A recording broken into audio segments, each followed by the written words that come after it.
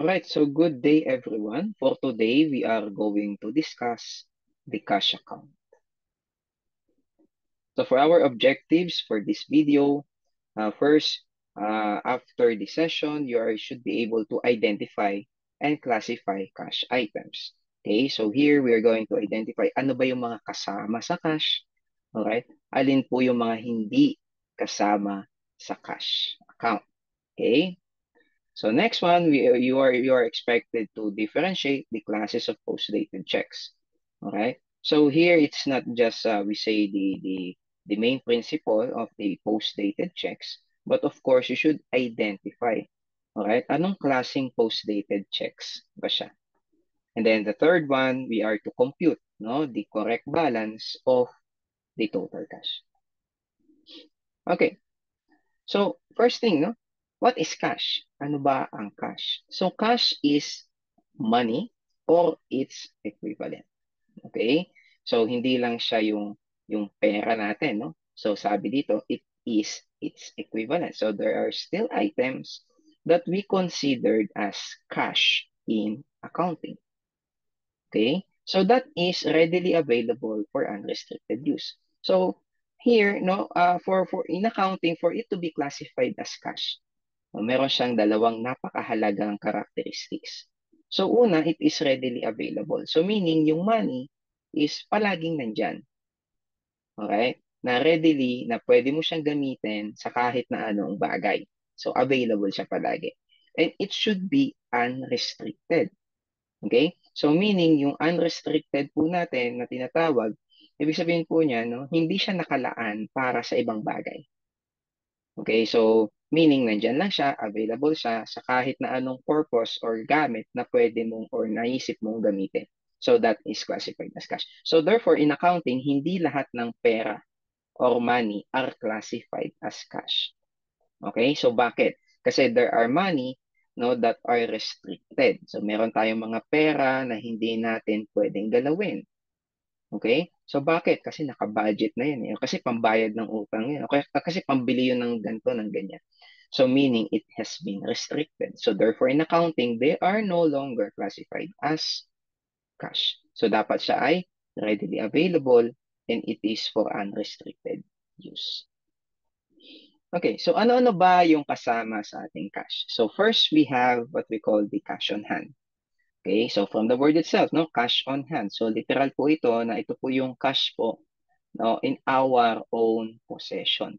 Okay, yung ating pong currencies, yung bills, yung coins, so they are part of cash, no? So yun nga lang, syempre dapat it is readily available and it is unrestricted. All right? So another one, we have money orders. Ayan. So ano ba yung money orders? Ito medyo luma na to, yung money orders.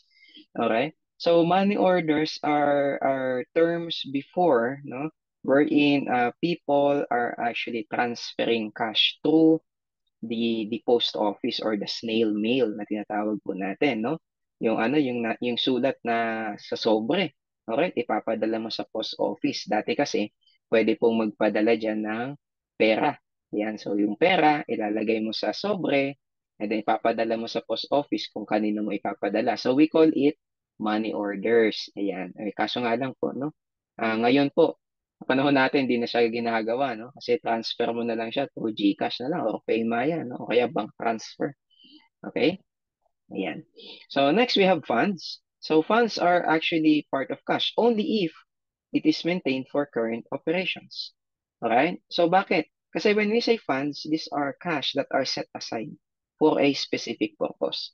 Okay, so kung yan ay for a specific purpose, it means that it is restricted. Okay, kasi nga meron siyang specific purpose kung saan mo lang siya gagamitin. But if that specific purpose wherein the funds were created are for the current operations, ayan, so pwede po siyang ma-classify as cash. So sino-sino siya? Let's say petty cash fund. Alright, petty cash fund is a cash set aside for small disbursement.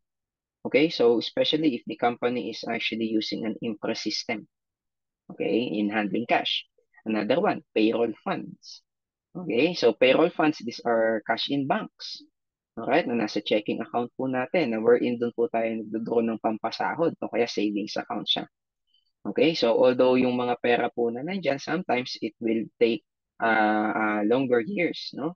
Na nakastay yan dyan, still it is classified as cash po natin. Okay, o kaya restricted siya, di ba? Kasi sabi natin, o pambayad ng sahod ng mga empleyado yan, di natin pwedeng galawin. Alright, so another one, we have dividend funds.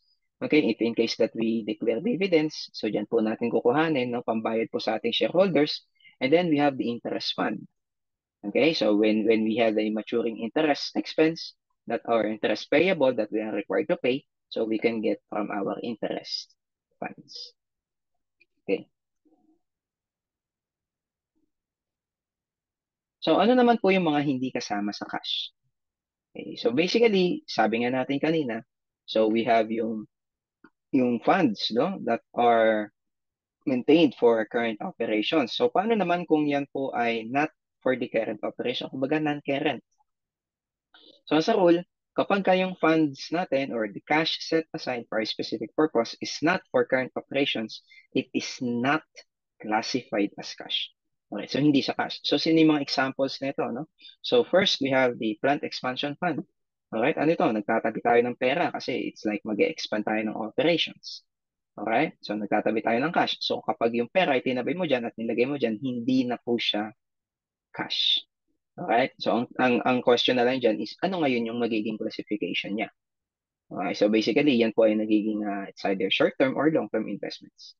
Okay? So, another one, depreciation fund.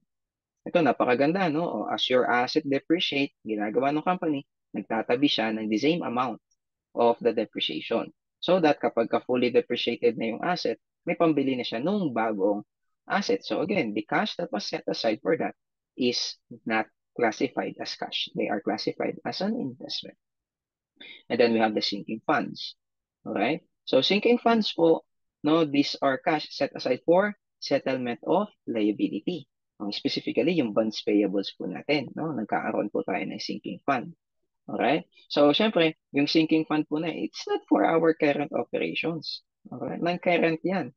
Okay? Pambayad po ng mga long-term obligations po natin. So, therefore, they are not classified as cash. So, there are still other, no, other funds that are not for current operations. So, kapag hindi yan not for current operations, yan po ay separate po yan. No? So, they are classified as investment. So, pwedeng short-term or long-term investment. Okay? So, pwede din silang current, pwede din silang non-current investments. Alright? Ayan. So, yun po yung ating funds. Okay. So, ano pa yung mga kasama sa cash, no? So, we have cash in bank. Ayan. So, kapag sinabi naman po natin cash in bank, of course, ito po yung cash na nasa bangko. Ayan. So, it's either yan po ay savings deposit or demand deposit or checking account. So, pagka sinabi nating savings deposit, ito yung ano, no, lalagay natin yung pera natin sa bangko to earn interest. Okay? So, as long as it is readily available naman yan kasi anytime pwede mo siyang withdrawin. Di ba? Okay? Pwede mo siyang withdrawin anytime. Yun nga lang, no? Of course, ano yan, mayroon siyang interest. So, dapat hindi siya restricted. Okay? So, dapat available siya for withdrawal, no, na wala pong restrictions as to the purpose. Bakit ka po nagkaroon ng savings account? Okay? And then we have the demand deposits or the checking account. So when we say demand deposits naman po, ito yung checking account natin wherein we establish a drawing account, no, kay bangko na wherein magkakaroon po tayo ng cheque. So kapag mag-issue po tayo ng cheque, dyan po nila i-encash yung cheque dyan sa account na yan. Okay, so again, ang criteria natin, it should be unrestricted and it should be available for immediate use. Okay. On the other hand, of course, when we have a cash in bank, we have what we call the compensating balance. Ayan. Okay? So compensating balance is a minimum amount that is being required by the bank for a certain deposits. Okay? In layman's term, no, ito yung tinatawag nating mga maintaining balances. Okay? So, magkano ba dapat yung maintaining balances natin? So, depende sa ano, no, sa bank policy kung magkano siya. And sabi nga natin, as a industry practice, no, hindi mo pwedeng withdrawin, no, yung compensating balance. O bakit? O kasi po kapag ka withdraw mo, mape-penalty ka ng bangko. Ayan. Alright? So, question is, how are we, or what would be the classification or the treatment of the compensating balance? Ayan. So, ano po yung treatment natin sa kanya? Alright. So, ang compensating balance is either yan po ay legally restricted or not legally restricted. Okay? Kapag sinabi po nating legally restricted as to withdrawal, ibig sabihin, hindi mo po yan pwedeng withdrawin as mandated by the banks. Alright? So, in practice, in the corporate world, basically, ang compensating balance, they are legally restricted. Okay? Legally restricted po yan. Although, pwede mong withdrawin, but they imposes penalty. May penalty ka po. Okay? Pero hindi ka naman talaga no, pipigilan na mag-withdraw. Kung gusto mo withdrawin yung compensating balance mo, withdraw mo yan, nga lang may penalty ka. Alright? So that is actually legally restricted then in a sense. So therefore, kung yan po ay legally restricted, yung cash po sa compensating balance no, will be excluded from cash balance. Okay? Ihiwalay po natin siya. So it shall be presented as a short-term or a long-term investment. Okay? So magiging short-term and long-term investment po yan. Kasi yan po ay legally restricted. So kung yan po ay legally restricted, ibig sabihin, hindi na niya na-satisfy yung criteria natin for cash. Although siya ay readily available, pwede mo withdrawin, but it is already restricted. Okay, so hindi na siya cash, kaya tatanggalin mo na siya sa cash balance. It shall be presented as a short-term or a long-term investment.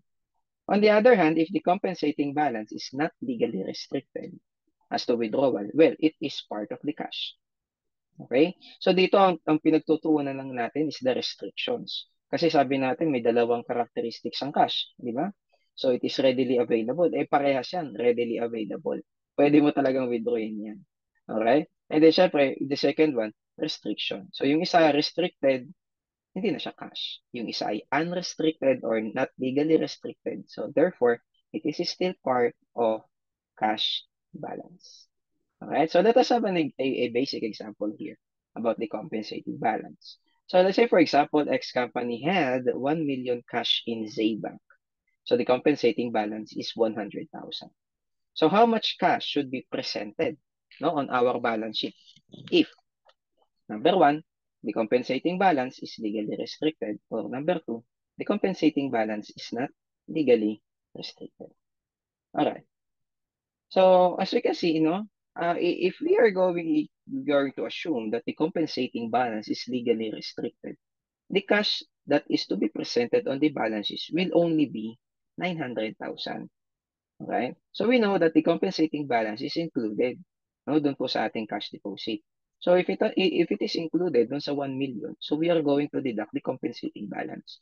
So the cash account that is to be presented on the balance sheet is only 900,000.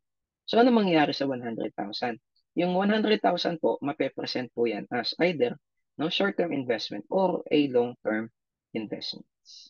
Okay? Yung ating compensating balance, but not cash because it is legally restricted. On the other hand, kung yan po ay not legally restricted, syempre, ang ipe-present po natin is yung buong deposit account po natin. Yung buong account natin sa bangko, which is 1 million. Okay, so yun po ipe-present natin sa cash as our cash account. Okay? Nga lang, of course, we need to disclose no, on our notes to the financial statement that the 1 million cash in bank balance includes a compensating balance of 100,000. So notes disclosure lang po, no? Kapag kayan ay not legally restricted. So we disclose there na may 100,000 that is not legally restricted. Okay. So let's move on with the next one. No? Our next concern would be the bank overdrafts. Ayan. Okay, so ano bang overdrafts? Ang overdrafts po, they are negative balance in the bank account. Okay? So, there are a lot of reasons kung bakit nagiging negative balance po yung ating bank account natin, no? So, some reasons, no, meron tayong uh, sumobra yung withdrawals, alright? So, which is actually impossible na mangyari, no? Na masasobra ka ng withdrawals ng inyo pong account sa bangko, no? Hindi siya magsasobra, talagang sasakto lang siya. So, other reasons would include no? Yung mga ano po natin, mga debit memo. Ayan, mga charges. Okay? Oh, yeah. So, syempre, yung gagawin ng bangko, charge lang siya ng charge hanggang sa yung account mo maging negative balance. So, ikaw pa yung nagkaroon ng utang, no, kay bangko. Okay? So, there are reasons, no, kung bakit tayo nagkakaroon ng overdraft. Okay, bangko. So, pwede rin po dito na umutang tayo kay bangko. Okay, so ito nga lang, nangyayari to if the bank and the client we actually have a long-term relationship na. Alright, let's say si client mag-withdraw sa bangko and then kulang yung wi-withdrawin niya doon sa balance niya. So, pwede siyang pautangin ni bangko. Yun nga lang, yung account niya magiging negative balance kasi sosobra yung wi-withdrawin niya. That's why a bank overdraft is actually a current liability. Okay, kasi in return, para kang may utang ka kay bangko. So, it should be presented as a current liability. Okay? Nga lang, in certain cases, no, it may be offset, no, with your other bank accounts in the same bank. Kung meron ka pang ibang account sa banko na yun na nag-overdraft yung isang account mo, so pwede mo siyang i-offset doon sa iba mo pang account of the same banks. Ayan. So, yun po yung rule natin. So, let's have this one, no? Okay, so let's have an example. So let's say X company had the following bank accounts. No? We have Cash in Bank and PNB, 100,000. Cash in Bank and BPI, 200,000. And Cash in Bank and BDO, negative. No? So that's an overdraft of 10,000. So question is, how much cash should be presented? Okay, so magkano daw yung cash, no, na ipe-present natin? So, syempre here, ang cash that is to be presented is yung kay PNB and yung kay BPI lang. So, that accounts for 300,000. Okay? O hindi natin pwedeng isama or i-offset yung kay BDO. Bakit? Ibang bangko siya. Okay? So, yung overdraft po na 10,000 shall be presented as a current liability. Okay? Ando siya sa liability portion ngayon. Okay? So, hindi natin siya pwedeng i-offset kasi siya po ay magkaibang bangko. Okay? So, tatandaan mo, kapag magkaiba yung bangko, hindi siya pwedeng i-offset. Ang pwede lang pong i-offset kapag parehas sila ng bangko. So let's say, for example, no, revising the same problem. So let's say cash in bank in PNB was 100,000. In BDO, we have two accounts. Okay, so we have BDO savings, which has a 200,000 balance, and a BDO checking account that is an overdraft of 10,000. Okay, so this time, no, the overdraft had another account on the same bank, which has a credit balance, no, na 200,000. So how much cash should be presented? So in this scenario, of course, the overdraft may be offset, ayan, against the other account of the same bank. Okay, so pwede siyang ma-offset. Okay, so therefore, ang total cash to be presented is just 290,000. Okay, all right. So let us now have checks. Okay. So checks po natin, basically these are negotiable instruments, no? Issued by a drawer, they pay for the payment of the drawee. Okay, so sino-sino siya, no? Okay, so pagka sinabi nating drawer, siya po yung nag-issue ng cheque. Yung payee, sa kanya ibinayad yung cheque. So usually, yung payee, siya po yung kung kanino nakapangalan yung cheque. No? Siya po yung ating payee. For the payment of the drawee, when we say drawee, siya po yung bangko. Okay, siya yung bangko, siya yung may hawak ng pera nung drawer ng cheque. Basically, ang cheque po, they are accounted for as cash. Okay? Cash po ang cheque. So, therefore, in practice, kapag ka nagbayad or binayaran tayo ng cheque or nagbayad tayo ng cheque, we account it as a cash. Alright? So, let's say, for example, may customer tayo, and then, ang binayad sa atin ni customer ay cash. Ay cheque.